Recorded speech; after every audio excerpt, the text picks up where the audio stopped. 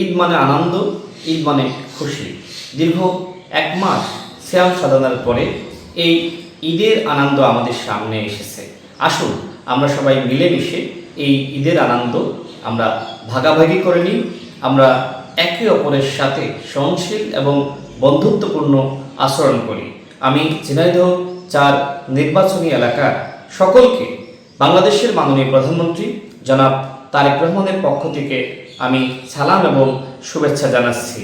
আপনারা জানেন জনাব তারেক রহমান তিনি মহান মুক্তিযুদ্ধের যে মূলনীতি সাম্য, মানবিক মর্যাদা, সামাজিক সুবিচারের একটি রাষ্ট্র গঠন করার জন্য তিনি চেষ্টা করে যাচ্ছেন এবং তার একটি পরিকল্পনা রয়েছে।